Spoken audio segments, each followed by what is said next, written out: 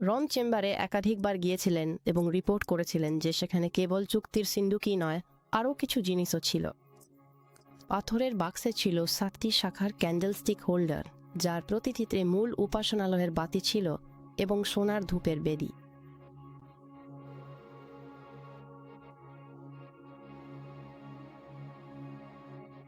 ধূপের জন্য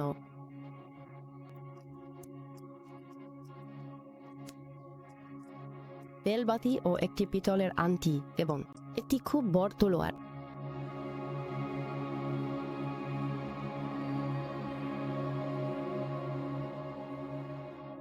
সিন্দুকের পেছনে ছিল একটি ছোট খোলা কিউবিকল, যেখানে এখনো আইনবিধির বইটি আছে।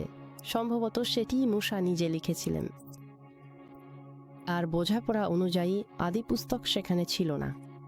রনকে বিস্মিত করেছিল যে এই স্ক্রোলগুলো, যেগুলো পশুর চামড়ায় লেখা ছিল, এখনও একেবারে অক্ষত অবস্থায় ছিল। এরপর তিনি বুঝতে শুরু করলেন যে সিন্দুকটি অবশ্যই এই চেম্বারে আনা হয়েছিল।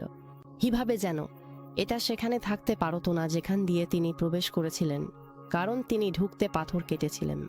কিছু পাথর সরিয়ে তিনি দক্ষিণ দিকে জেবেকিয়ার দিকে যাওয়া একটি বড় প্রবেশ পথ খুঁজে পেলেন। রাস্তাটির অন্য পাশে থাকা গুহা, যেখানে কেরুবি মরা পাওয়া গিয়েছিল,